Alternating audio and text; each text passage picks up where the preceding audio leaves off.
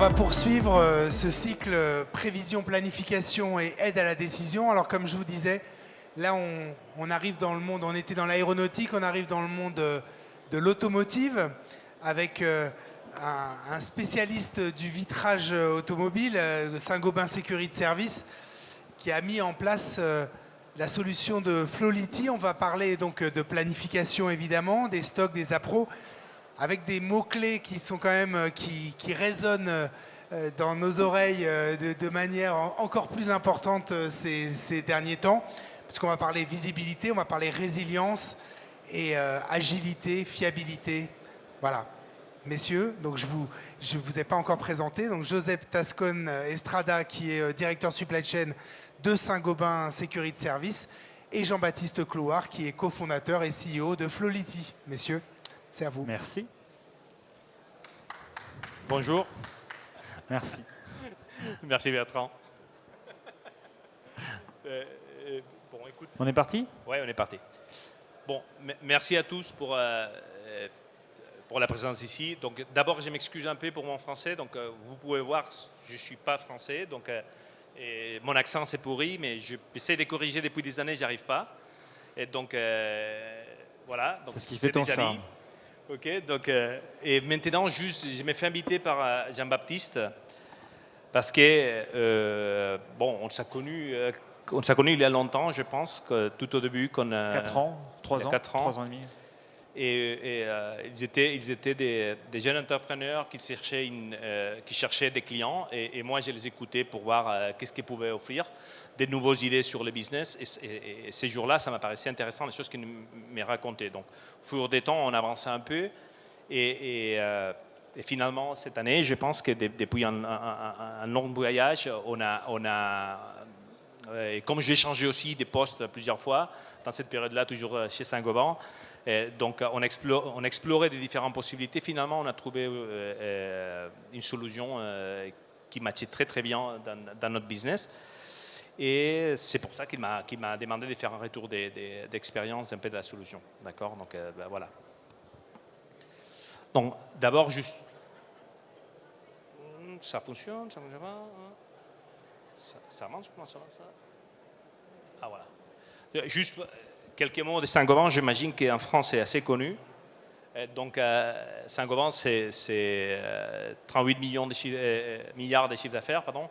C'est présent dans tout le monde, avec beaucoup de collaborateurs. On est plus grand que certains pays. Donc, je ne vais pas passer plus de temps comme ça, parce que je pense que tout le monde connaît. C'est pas nous, ça. J'ai appuyé sur rien. Allez, vas-y. Suspense. On l'a SOS. Là, c'est bon. Ah voilà, c'est bon. Ouais, voilà. Donc, la stratégie du groupe, aujourd'hui, c'est centré sur 3 grands axes. C'est priorité à l'innovation, c'est centré sur les clients. Donc, les clients, c'est le centre de tout business, et en spécial, c'est plus vrai chez nous. Et un fort focus sur l'environnement. Donc, voilà, sur les 3 axes. Donc, si on parle un peu des business units à laquelle j'appartiens, c'est une business unit qui appartient à la mobilité, on appelle comme ça, mobility, à l'intérieur de Saint-Gobain. Dans l'intérieur de mobility, il y a plusieurs business units. En particulier, il y a une business unit qui s'appelle Sécurité Service,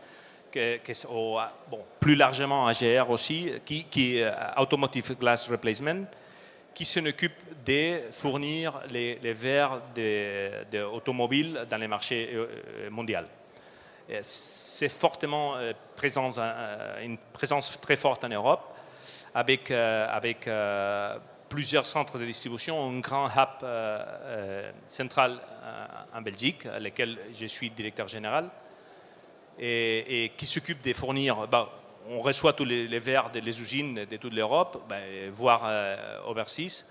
On concentre sur la plus grosse partie, on la concentre sur cette trappe-là en Belgique. Après, on les distribue sur les différents distribution centers qu'on a tout autour de l'Europe. Et plus tard, ça va être envoyé dans les différents ateliers. Parfois, ça peut être des business units qui appartiennent à Saint-Gobain, comme les cas de France Parabrise ou Glass Drive, qui appartient au groupe aussi.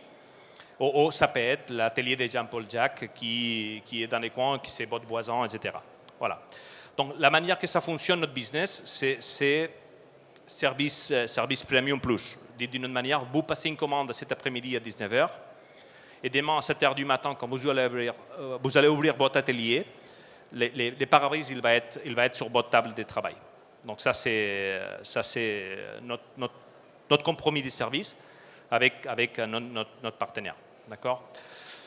Donc vous comprenez que pour faire ce type de service, les stocks c'est fondamental. C'est quelque chose qui est vital pour assurer que les pièces sont en temps et en heure dans tous les endroits que vous avez besoin. Et c'est vrai dans la majorité des pays de l'Europe. Dans les différents pays du monde, c'est plus isolé par plaque. On a la Nord-Amérique, on a les Sud-Amérique, après l'Asie et l'Inde un peu. On a des plaques un peu isolées, mais autonomes et aussi avec un différent niveau de service, mais toujours avec le même esprit. Et voilà, et en particulier pour les projets avec Flowlity, on a fait un pilote cette année, donc c'était au début de l'année, on a dû déparamétriser. On a fait un retour d'expérience de 4 mois, 5 mois, un truc comme ça, ouais, sur la Finlande. Donc, oui, mais bon, la concrétisation dans le cas des sécurités de services pour lesquels je suis là, parce qu'on pourrait parler aussi de la partie sécurité OEM, où j'étais directeur supply chain, mais bon, aujourd'hui on parle non, mais sur le pilote sur la Finlande, sur sécurité de service, ouais. Donc les pilotes s'étaient très bien passés, donc mes équipes ils étaient super contents d'avoir trouvé cette solution-là, et donc du coup on a décidé de lancer les projets de manière massive en Europe. Voilà. Je vais voir si j'y arrive. Ah voilà. Non, pas encore. C'est celle-ci. J'y vais arriver. OK. Donc, c'est quoi les objectifs de cet outil pour nous, cette solution? Ce n'est pas un outil, c'est une solution peut-être. C'est bien sûr s'assurer d'éviter les ruptures. Donc, ça veut dire augmenter le maximum les taux de service avec une meilleure provision, chose qui va stabiliser, va faciliter la productivité et les résultats dans les usines chez nous, qui sont à nous aussi, donc nous appartiennent au groupe. Et synchroniser tout l'ensemble de la supply chain avec l'idée de réduire les lead time, donc les stocks, etc. D'accord? Et voilà. Juste pour expliquer, j'ai avancé un peu l'histoire de comment ça fonctionne. Je vais passer très rapidement. Mais les fournisseurs, ça peut être des usines qui appartiennent au groupe Saint-Gobain, c'est les 95%. Et on en a 5 si vous êtes belge. Et après, ça se concentre sur Bastogne. Ça se distribue sur une trentaine des affiliés, on les appelle comme ça, au distribution center, qui sont toutes splittées pour l'Europe. Et plus tard, ça va sur nos partenaires, que ça peut être de business units qui appartiennent au groupe, comme France Parabrise ou Glass Drive, que je vous les ai évoqués, ou ça peut être un client, comme je vous ai dit, externe. Et il y a, comme je vous ai dit, il y a une forte axe sur la satisfaction client, pour plusieurs raisons. La première, parce qu'un client qui est content va retourner. C'est comme dans tous les marchés, ça, ce n'est pas quelque chose qu'on a découvert. Mais il y a aussi une autre composant, que c'est, disons, un peu la masse. Quand il y a une parabrise qui manque dans la gamme, on ne perd pas une parabrise, on perd plusieurs. On parabrise aux latéraux, aux lunettes. Pourquoi? Parce qu'en fait, ces messieurs-là, ils veulent toutes les commandes, tous les travaux qu'il va faire les jours après, il veut les avoir sur une commande et être sûr qu'il va tout recevoir. Et donc, s'il y a une ligne qui manque, et dans l'autre client va trouver, probablement, dans l'autre fournisseur, elle va trouver, il va partir sur la concurrence et on va perdre pas une seule pièce, mais peut-être 3, 4, 5. Donc, une deuxième caractéristique de notre marché qui est forte, c'est un constant assez important, c'est la saisonnabilité. C'est pas une, à différence par exemple de l'OIM, que toutes les usines produisent la même quantité tous les jours, pendant tous les jours de l'année, presque.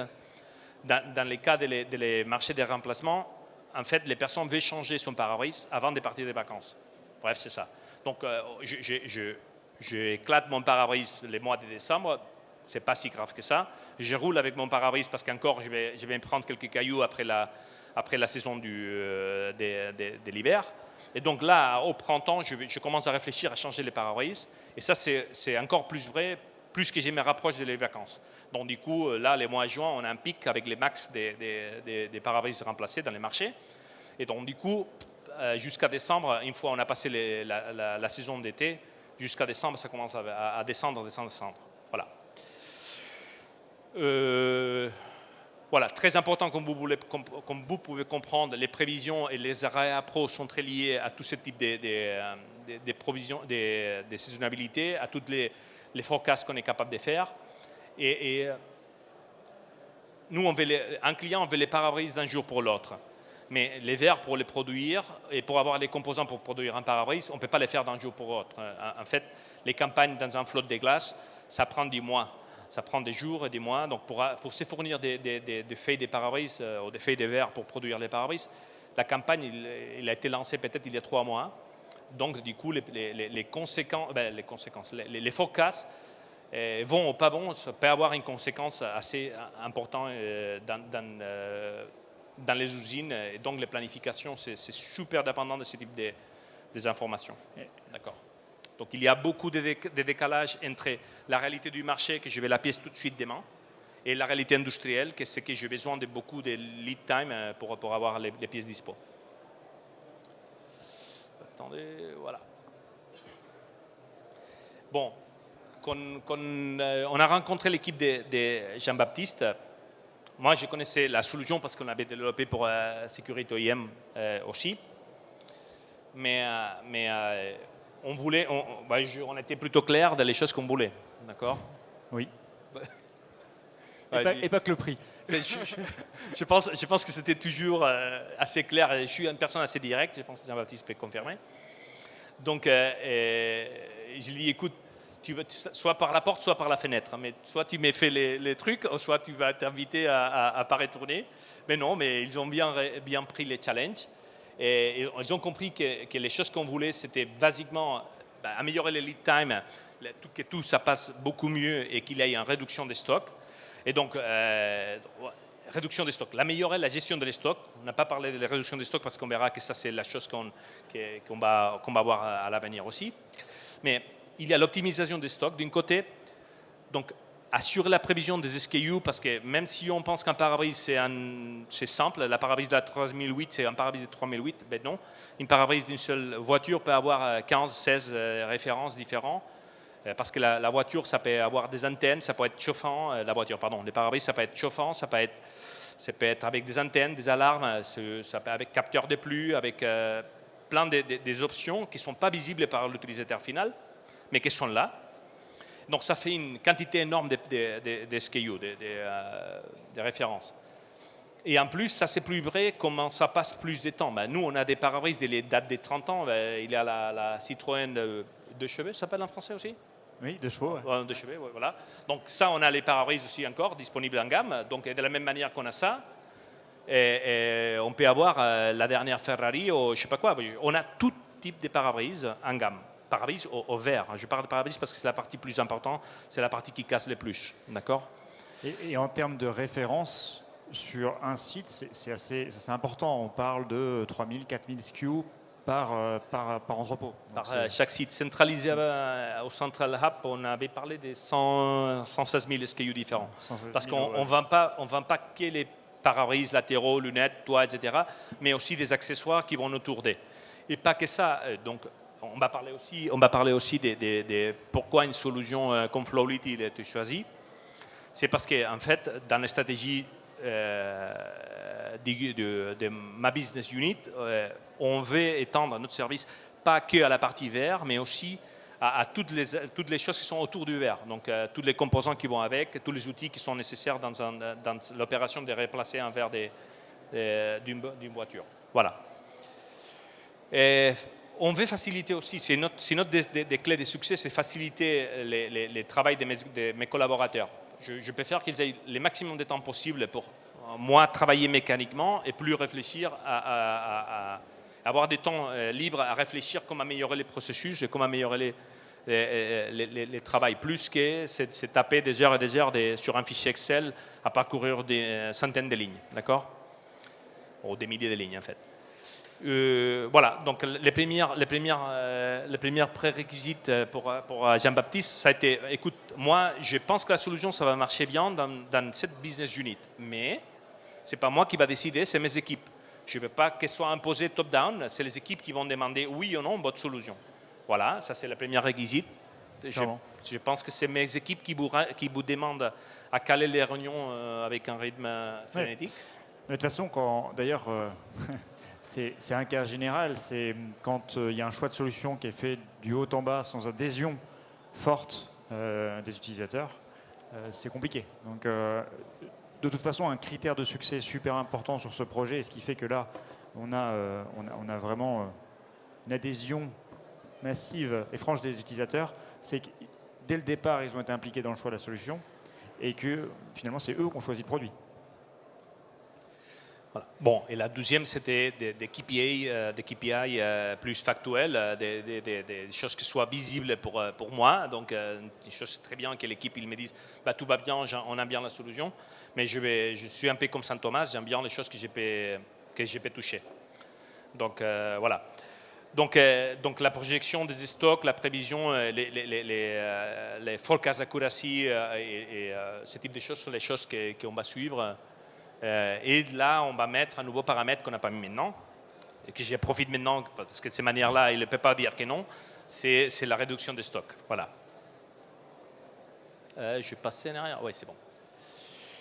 Donc, la solution, c'est moi qui dis. Vas-y, je t'en prie, vas-y. Ouais, donc voilà, c'est axé sur quatre points. C'est les plannings d'un côté. Donc on veut planifier les approvisionnements de la manière plus optimale, d'accord. Donc c'est évident. Donc c'est le but de l'histoire. On veut aussi, qu'il y ait un ordonnancement plus facile et logique, chose qu'aujourd'hui c'est pas le cas. Aujourd'hui il y a beaucoup d'Excel développés par nous-mêmes, beaucoup de travail de téléphone, beaucoup de discussions, beaucoup d'emails. Et là, la solution, dans ces deux, même si on utilise SAP pour faire les commandes, etc., il y a beaucoup de travail en dehors pour que les choses se passent. D'accord. Donc voilà, la solution, ça va nous appuyer là-dessus pour faire que les ordres, ça passe beaucoup mieux. Pareil pour les demandes. Hein. On veut que les prévisions des ventes, et c'est une autre des forces des Flowlity, au minimum pour moi, c'est une des valeurs ajoutées, c'est qu'on peut connecter plusieurs acteurs de la supply chain sur le même outil, en train de partager des informations, même avec des fournisseurs, pas que des parties de la supply chain qui m'appartiennent à moi, même les fournisseurs externes. Je peux se brancher, peut consulter les stocks, il peut avoir une visibilité limitée à ce que je vais laisser voir, mais il peut partager ça, et on peut laisser la possibilité de jouer les cartes sur la table de manière que la personne est capable de comprendre de quoi il s'agit le jeu et partager les enjeux avec les fournisseurs. Et ça, c'est une des choses que c'est très bien. Donc la demande, ça me va permettre d'avoir des milieux de prévision des ventes que je pourrais partager avec mes usines de production et aussi mes fournisseurs. Voilà. Et donc les noirs, que j'ai avancé un peu, donc c'est cet aspect-là que je pense que c'est super intéressant, c'est la possibilité de faire un peu un partenariat avec tous les acteurs de la supply. D'accord. Donc Flowlity a un outil opérationnel pour savoir quel est le bon stock à avoir au bon endroit dans la supply chain, une supply chain qui peut être étendue, et limiter justement stock et rupture.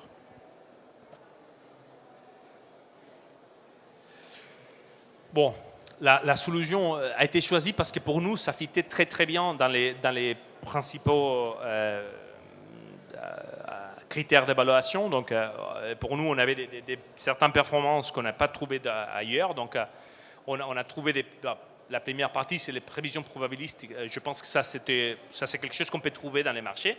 Mais il y a une forte composante de l'intelligence artificielle aussi, donc, qui fait des projections assez correctes. Même, je vais expliquer une anecdote, je pense que c'était plutôt sympa. Je ne vais pas dire où et comment et pourquoi, mais par des raisons de confidentialité, mais il y avait une usine où on avait une consommation anormale d'un certain composant.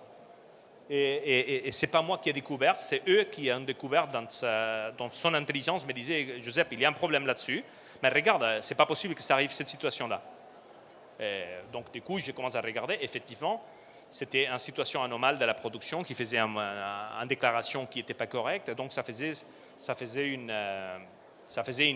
écart dans la systématique dans tous les mois. Et donc ça montrait qu'un système qui est appuyé sur l'intelligence artificielle nous permet de voir des choses que même les yeux experts des personnes qui travaillent depuis 30 ans sur le même poste, et je ne parle pas de moi, je parle de mes collaborateurs à moi qui ont l'œil expert. Et moi, j'ai que 23 ans dans la boutique, donc ce n'est pas la même chose. Mais grâce à ce type de choses, ça nous permet de voir, ce type d'outils avec l'intelligence artificielle, ça nous permet de voir beaucoup plus loin qu'on verrait habituellement. Bon, voilà. Donc, de la même manière, ça nous permet de faire mieux prévision. Les réa pro s'optimisent d'une manière, c'est automatique, je veux dire. On a mieux de prévisions qui sont plus fiables, plus stables. Automatiquement, la personne qui produit les verres pour vous, il va les faire de manière plus affinée. Hein. Donc, voilà. Et forcément, si tous les parts sont plus fiables, plus robustes, les stocks, ça va baisser. Tout va s'harmoniser. Donc, voilà. Donc, c'est la supply chain synchronisée qu'on parlait ici. Donc, et après, l'autre gros paquet que la solution il apporte, c'est qu'il est simple. Ce n'est pas une solution compliquée qui est difficile à adopter. Non, c'est une solution SaaS, facile à accéder.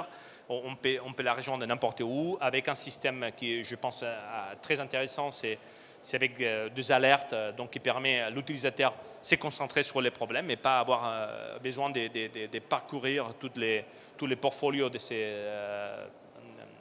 son portfolio de travail. Donc là, ils disent, écoute, Jean, il faut que tu ailles à tel et tel endroit. Voilà. Et après, je pense que cette simplicité-là, ça permet aussi de faire un déploiement de la solution assez rapide. Clairement. Donc, on fait le déploiement en Big Bang là. C'est slide C'est le slide suivant. Ah non, le slide encore après. Pardon? C'est le slide encore après. Ah oui, pardon. Bon, voilà. Ok, on va voir les slides plus tard alors. Mais voilà, l'avant et l'après, comme on disait. Donc, on va répéter la même chose. Je ne vais pas rentrer encore une autre fois, mais on va sécuriser mieux les stocks avec moins de stocks, plus de services. C'est clair. On va être capable de gérer beaucoup plus de SKU tous les jours sans avoir, là aujourd'hui, ça s'est fait avec une fréquence un peu mineure que ça. Donc on l'a fait une fois par semaine. Basiquement, là, ça va nous permettre de le faire tous les jours. Donc du coup, de nouveau, ça donne de l'agilité. Avec une vision pas que souvent, c'est mes collaborateurs, chacun avec son expertise, son nez, ses contacts avec les différents affiliés qui décident s'il va monter un peu plus de stocks, s'il faut commander plus, s'il faut commander moins. Là, non, ça va être l'outil qui va proposer. Et toujours, mes collaborateurs vont en avoir la main pour décider qu'est-ce qu'ils font. Mais l'outil va te dire, écoute, d'habitude, chaque fois que tu arrives à cette période d'année avec tel fournisseur, tu as tel problème. Donc, je te recommande qu'ils te commandent maintenant au lieu d'attendre 2 semaines. Voilà.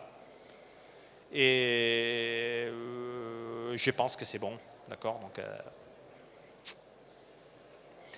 comment ça fonctionne, juste pour vous dire, donner un peu la vision un peu IT. Je ne suis pas expert, donc je ne vais pas rentrer trop dedans, mais juste vous dire que tout est interfacé avec notre système SAP. Donc aujourd'hui, on utilise SAP pour toutes les choses, c'est notre ERP, mais on ne voulait pas faire le travail en double, on voulait que les choses se passent le plus facilement possible. On voulait que c'était... Vous savez que c'est une des forces de... Ce n'est pas une des forces des SAP, c'est la user-friendly, c'est pas son fort, pour être clair. Donc là, je ne voulais pas que mes équipes ils devaient se taper des trucs sur un outil, des trucs sur SAP et des trucs en Excel parce que ni une ni l'autre ne faisaient pas. Non. Bon, on veut une solution à laquelle les messieurs ils travaillent, il a son interface, il travaille là-dessus, on fait tout là-bas. Et là, ça remonte les informations SAP. Mais pour les équipes opérationnelles, mais aussi pour les équipes en centrale qui s'occupent de faire la vision stratégique ou tactique. Ça, c'est vrai par les deux grandes équipes. Donc, juste peut-être un mot là-dessus. Donc, par rapport à l'intégration SAP, beaucoup de nos clients sont sur SAP ou sur un ERP classique. On a à la fois des flux entrants et des flux sortants. On récupère toutes les données historiques de SAP et on va réintégrer dans SAP. On va venir écraser les bons de commande ou même les bons de production, peu importe, en fonction de où on se place dans la chaîne. Voilà. Les résultats donc sont les résultats du pilote. Hein. Donc dans les pilotes, c'était un pays seul, c'est la Finlande, à laquelle on a déployé. Donc déjà, les prévisions sont 15% plus fiables, avec une disponibilité qui a augmenté de 4%, donc c'est beaucoup. Et donc voilà, donc on a décidé de déclencher les... Ouais. Parce que ça, j'insiste sur le KPI. 4%, ça peut être pas beaucoup ou beaucoup selon les business. Mais quand on est un business où on livre à J+1 les produits et qu'on a une vélocité quand même super importante, ça représente beaucoup de non, mais surtout si on part de la base qu'on est aujourd'hui déjà à, disons, à 95%, donc des moyennes pour l'année, vous pouvez comprendre que quand on est à un certain niveau très très très élevé des services et on rajoute encore un 4%, ça fait beaucoup. Après, la partie qu'on ne voit pas ici, donc j'insiste et je profite que vous êtes là pour faire la pression à mon ami. Maintenant, il faut qu'on fasse 99% sans stock. Exactement, là c'est les stocks et ça va être les stocks. Pourquoi ? Et pourquoi on n'a pas vu les stocks, pour être clair avec vous? C'est parce qu'on fait sur un pays et les stocks c'est géré de manière globale Europe. Donc ça ne fait pas sens d'analyser les stocks au global ou voir la réduction des stocks quand on ne parle que d'un seul pays. Donc là, c'est l'étape à laquelle j'attends beaucoup parce qu'effectivement, comme vous comprenez, dans un business où il faut assurer les services, si tu n'as pas les stocks, tu n'assures pas les services. Et je vais maintenant assurer les services sans les stocks. Voilà, donc je vous ai parlé des flexibilités, des vitesses des déploiements. Donc voilà, donc, les projets, basiquement, on a fait toutes les préparations, discussions, se mettre d'accord. Un peu de comment on allait faire, desquels c'était les scopes, des prix, etc. On a décidé de faire les pilotes. Les pilotes, on l'a pris en calme pour assurer que tout allait bien, que toutes les équipes s'étaient bien rassurées. On a décidé là, les mois après l'été, je pense que c'était le mois de septembre, un truc comme ça. Début septembre, de rollout. Okay, donc maintenant, les rollouts, ça démarre. Déjà, je pense que c'est la semaine dernière. La semaine dernière, on a déployé l'Allemagne. Voilà. Cette semaine ou la semaine prochaine, il reste France, Suède, Italie, là, qu'on va déployer ce mois-ci, dans les prochains jours. Et d'ici la fin de l'année, on aura déployé tous les pays. Voilà. Donc beaucoup de pays, avec chaque pays ses particularités, comme vous comprenez, parce que c'est un pays qui est assez régional. Donc chaque pays s'occupe de son marché, avec sa manière de faire, ses outils. Donc voilà, donc je pense un déploiement très très rapide. Oui, parce que si j'insiste là-dessus, quand même, on parle d'une multinationale, 17 pays, 31 sites, 176 000 SKU, c'est marqué. Et finalement, le rollout, c'est de octobre à décembre, en 3 mois, et live en production. Donc c'est quand même pas mal. Donc outil simple, chose que j'aime bien. Ça c'est. Je crois que c'est à moi de reprendre. On voulait raconter un peu d'histoire. En fait, on a commencé avec Karim, c'est mon associé, novembre 2018. Donc c'était à peu près il y a 3 ans, 4 ans. Et puis, comme tout jeune start-upper, quand on commence et qu'on veut construire un produit qui répond à une demande client et pas construire quelque chose qui est pertinent, on a été sur LinkedIn, on a envoyé plein de messages et on a eu la chance d'avoir Joseph et d'autres personnes qui nous ont répondu et qui ont commencé à nous nourrir d'informations et avec qui on a commencé à travailler. Donc Joseph était l'un des premiers à avoir fait confiance, à avoir eu cet état d'esprit d'innovateur, mais d'avoir envie de nous suivre dans l'histoire. On a commencé un premier POC qui était vraiment un démonstrateur en début 2019, qui a été un succès, qui nous a permis d'aller faire des présentations en Italie, de faire un nouveau projet, de faire des nouveaux pilotes, jusqu'à aujourd'hui, l'histoire de signer en fait, finalement sur un nouveau scope qui est la distribution des pare-brises. Et c'est une belle histoire et qu'on a envie de continuer. Si je peux me permettre. Qu'on a envie de continuer parce que, en fait, pour nous, c'est important de toujours continuer à innover, toujours continuer à apporter plus de valeur et plus de solutions pour le marché. Et dans ce cadre, on a envie de développer notre offre produit.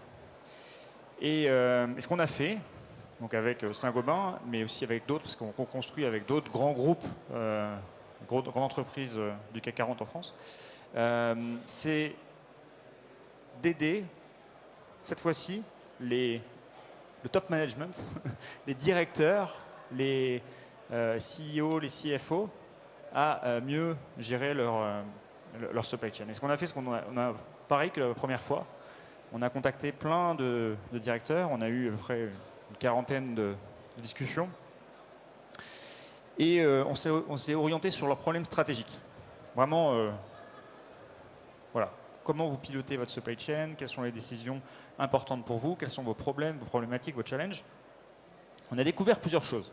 Un, c'est qu'il y avait très peu de personnes qui sont capables de savoir précisément quels vont être leurs atterrissages en termes de valeur de stock, en termes de chiffre d'affaires, en termes de niveau de service à la fin de l'année. Grosso modo, ils savent précisément pratiquement personne.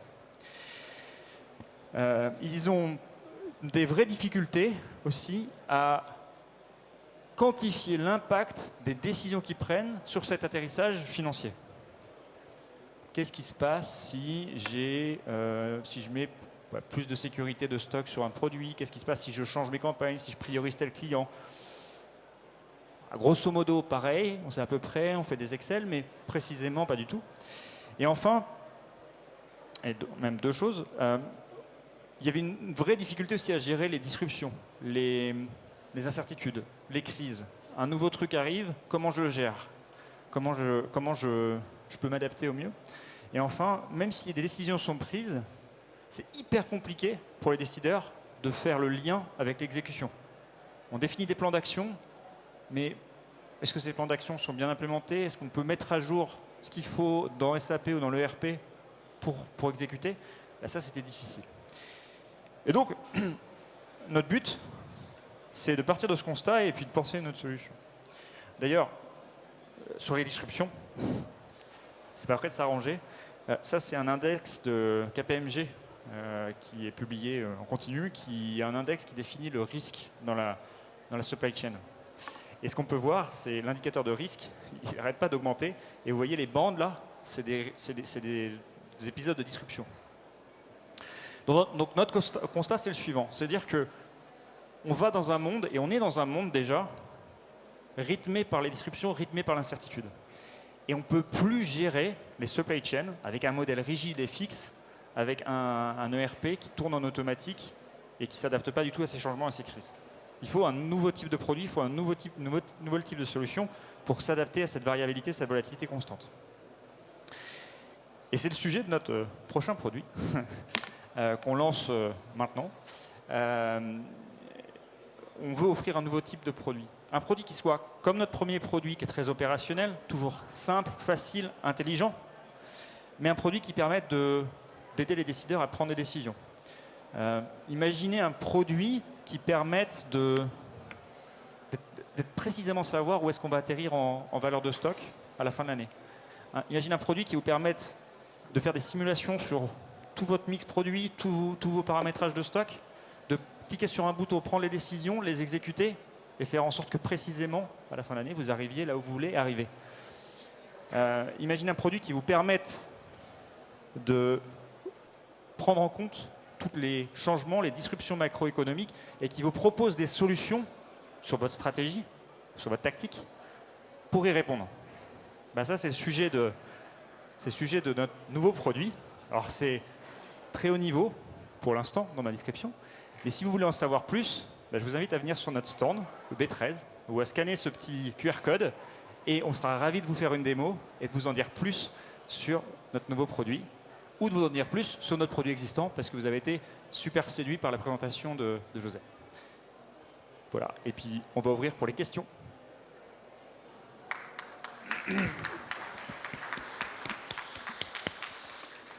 Merci, c'est du teasing. Il a pas de nom ce nouveau produit encore?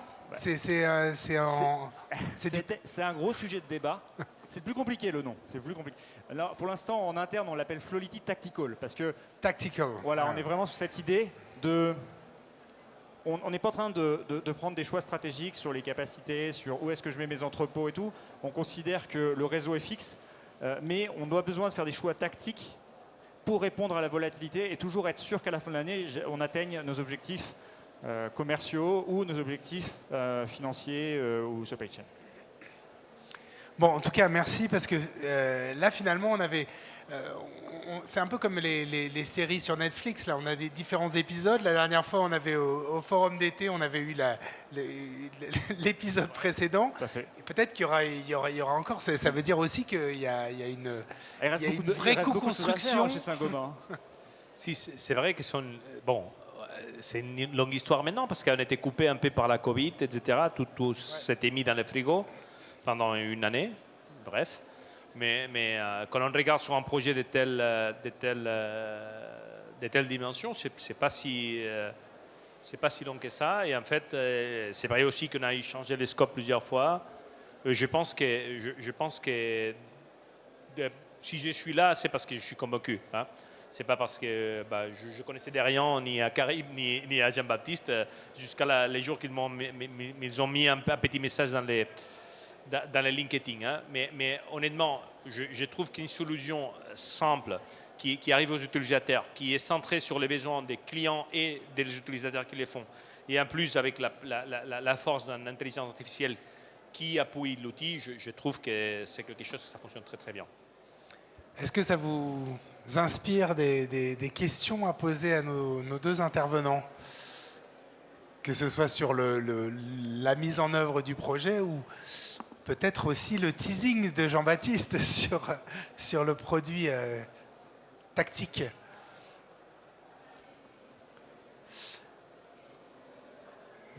Une question. Ah oui, une question.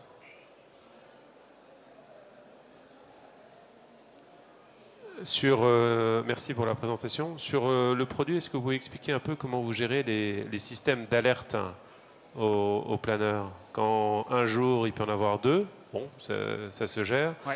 Le lendemain, il en a peut-être 350. Ouais.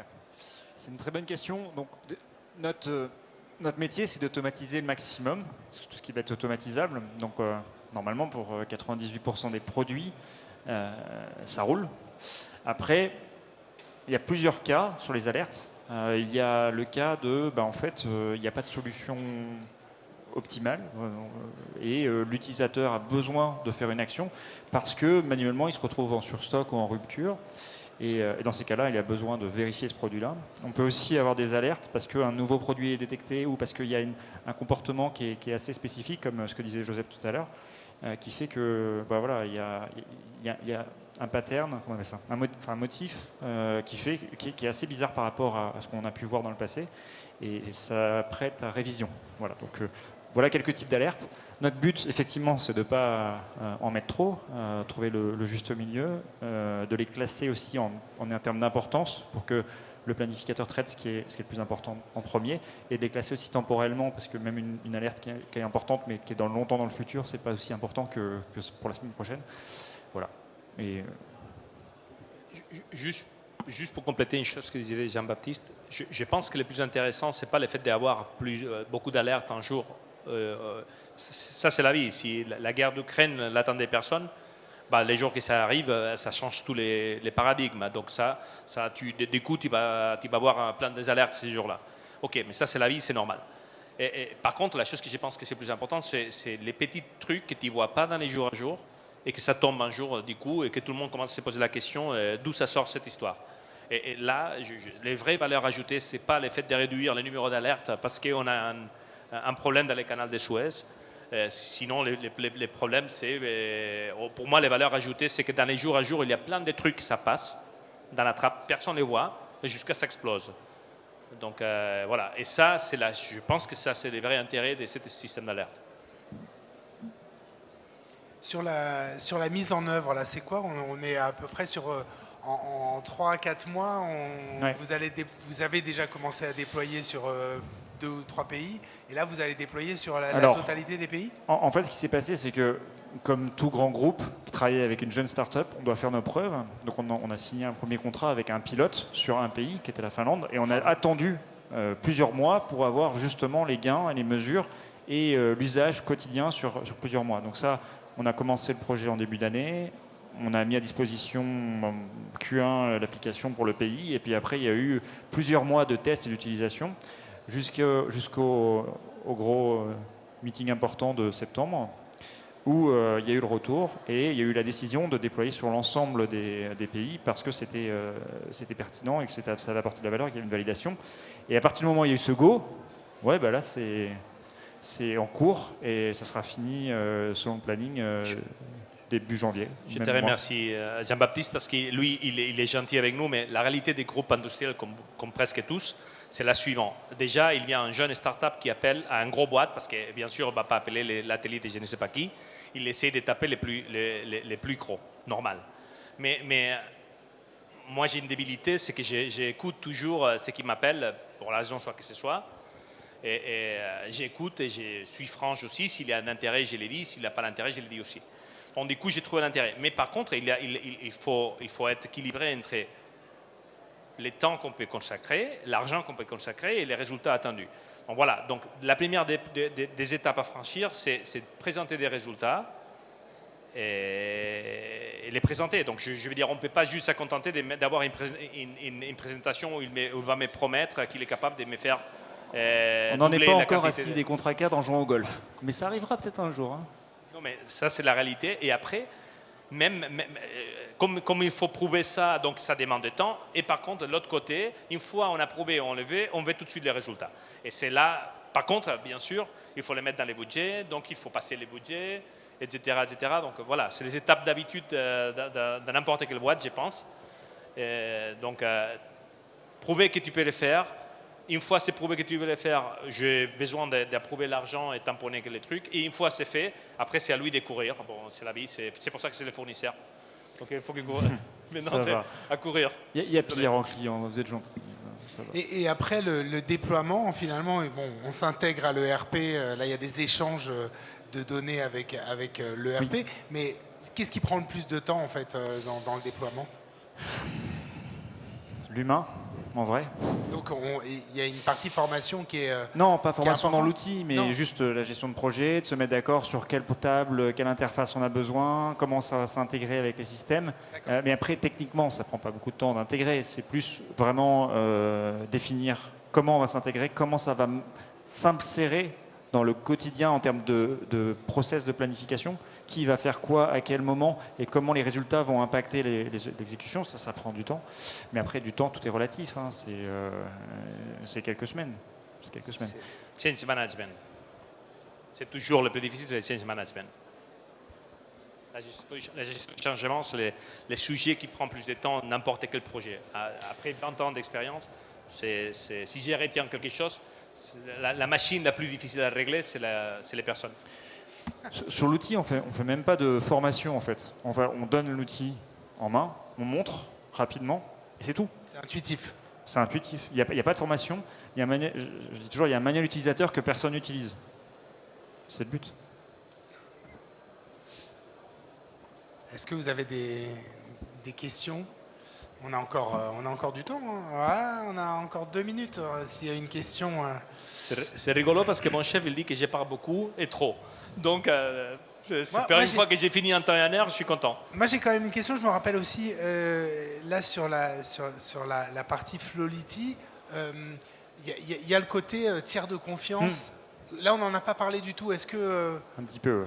Donc, nous, ce qu'on met à disposition de nos clients aussi, c'est un module qu'on appelle Network, qui permet de mettre à disposition des informations de planning, des forecasts ou aussi des commandes aux fournisseurs pour rendre le fournisseur plus fiable. Effectivement. Joseph en a parlé un petit peu. Synchroniser. Oui, exactement. Cet aspect-là. Exactement. Ça fait partie de notre offre. Et oui, tout à fait. C'est un des points de notre offre. Donc, si je résume, il y a un outil opérationnel pour avoir le bon stock au bon endroit et savoir combien on doit commander. Un outil qui permet de partager aux fournisseurs pour rendre à la fois aussi le fournisseur plus fiable sur sur sa livraison en fait. Et le nouvel outil OnTop, qui va être un outil de simulation et d'aide à la décision stratégique tactique pour les décisionnaires. Tout ça avec un objectif, puisque c'est notre ligne directrice, c'est jouer sur les stocks, diminuer les ruptures, diminuer les surstocks et permettre aux entreprises d'avoir le bon stock au bon endroit. Et voilà, c'est ça. Et donc la synchronisation, là, ça fait partie aussi du projet. Là. Si, la c'est première, dans un deuxième temps. tout à fait. La première partie, c'est avec les éléments de ma supply chain à moi. Donc, il ne faut pas oublier qu'il y a peut-être une quinzaine d'usines en Europe, les gros hubs de distribution, plus une trentaine de distribution centers. Et les affiliés, ça peut être, je ne sais pas, 1000, 1600, 1700 en Europe, facile, plus les clients qui ne sont pas affiliés. Donc, c'est un gros réseau des supply.